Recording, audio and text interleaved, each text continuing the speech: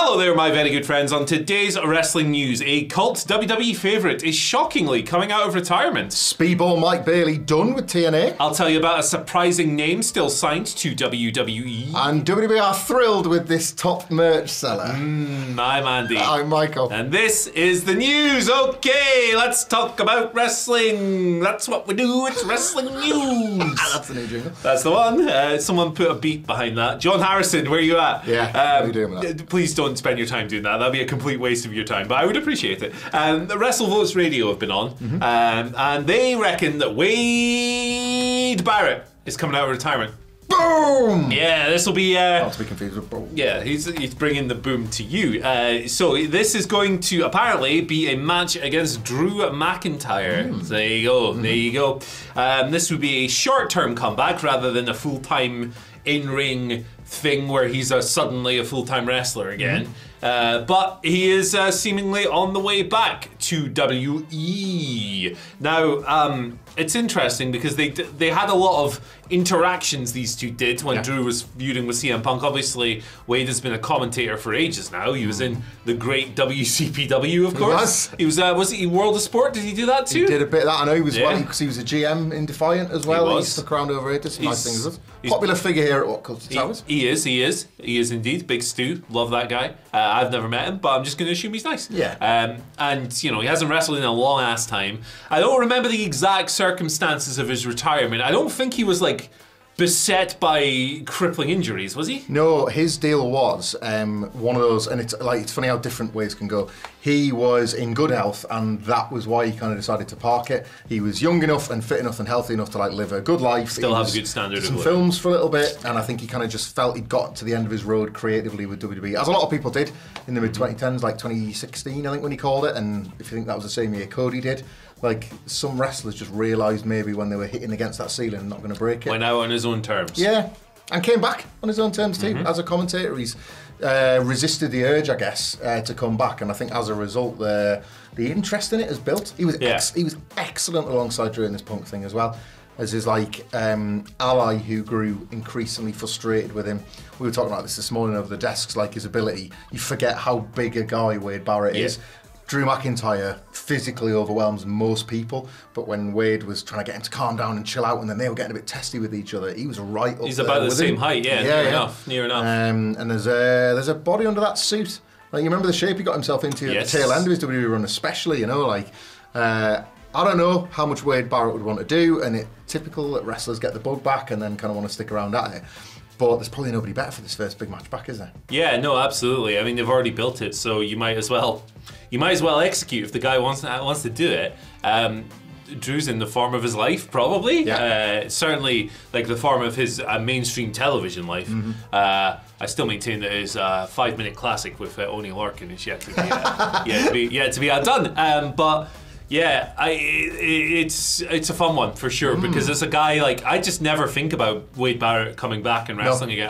It never crosses my mind, because I've always just thought, hey, he's really content and he's got a nice role, so why would he bother his arse? But it's going to be good if he does. So hey, the most I see of him these days on social media is of him, like, shredding some guitar. So he's a man of many vocations. He is a former judge, of course. Indeed, with the gavel. Get my gavel. I hope he pulls off a little bad news line. That'd be nice. This is the time to get this kind of story out there as well, because now everybody be fantasy booking him, like, having the trunks and boots under the suit with the Rumble. So there's music hits, he comes off the commentary table. Look, he could tip Drew McIntyre, and there's your instant, like, WrestleMania season's a decent time to be touting your Do you know what you should do? Go on. Right, trunks and boots under the suit, absolutely, but also his chair should be on the riser. Yes! And then he flies off and hits Drew with like a blockbuster or something crazy. The ball hammer, but from the chair into the ring. Whee! I'm into it. Like Ricochet Logan Paul, but it's weird. By the guy's 6'6". Let's go. Let us know in the comment section what you think of all this. Who do you want to see Wade Barrett face? I think it's pretty cool. Pretty cool.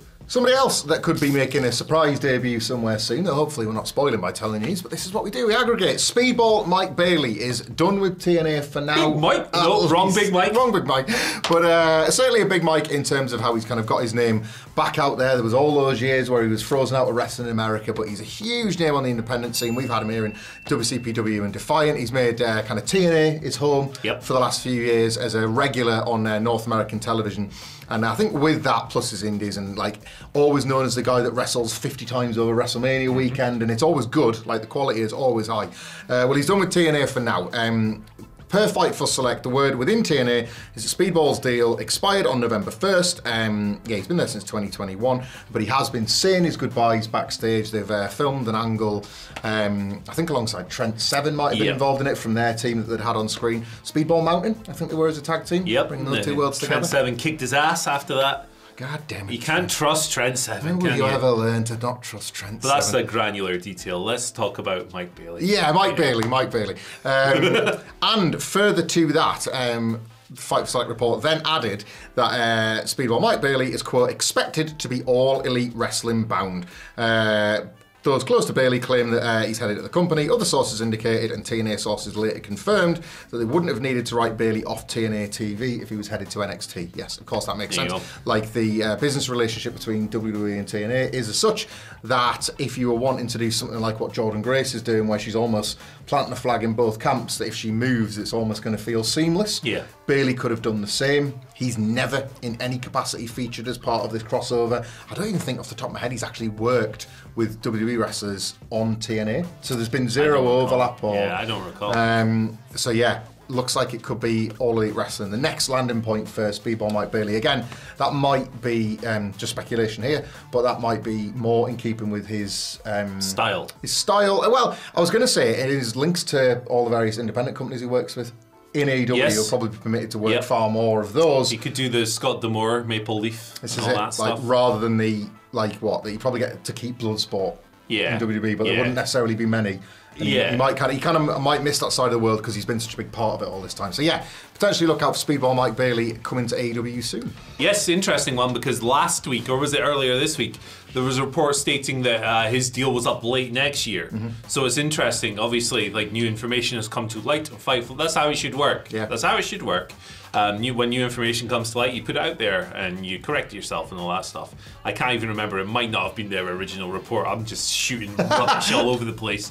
So stuff gets out there, doesn't it? Yeah, Mike Bailey. I think. The Continental Classic's coming right up. If you want to introduce people to what Mike Bailey can do, having him wrestle 5 action-packed singles matches in a row is a really good start.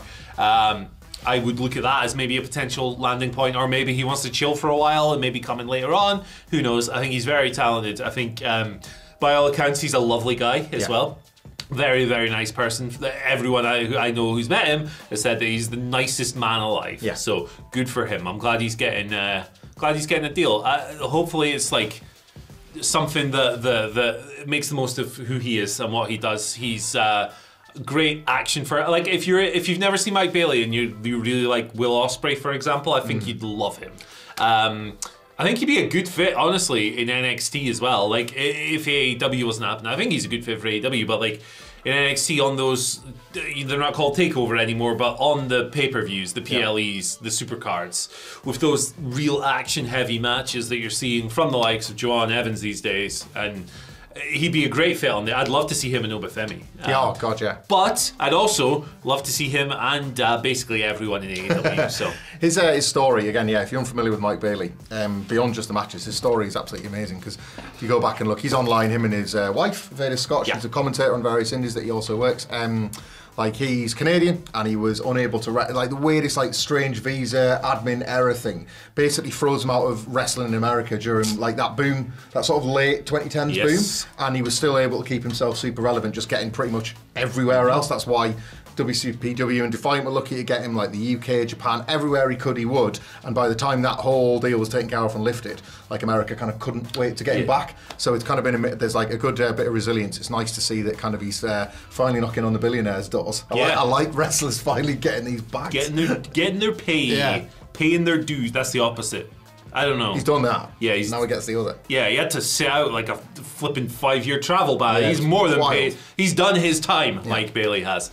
let's talk about a surprising WWE name who is still with the company. I was just thinking, where is this guy the other week? Because I've not seen him in years. Drake Maverick, Rockstar Spud, he is still with WWE. This is revealed by Fightful. He's obviously been released by WWE twice. The latest time that happened was in 2021, but he was brought back as a creative writer, and he has been that ever since. He's doing that for 3 years almost. Apparently, he actually had that deal, the writer's deal, worked out around about the time of his previous release. So it was like, hey, presumably, it was like, we're not going to use you as an on-screen guy, but how about writing? And he was like, okay, and that happened. So Fightful note there's always a chance he could appear on TV at any point, really. But yeah, there you go, Drake Maverick still with WWE, of course.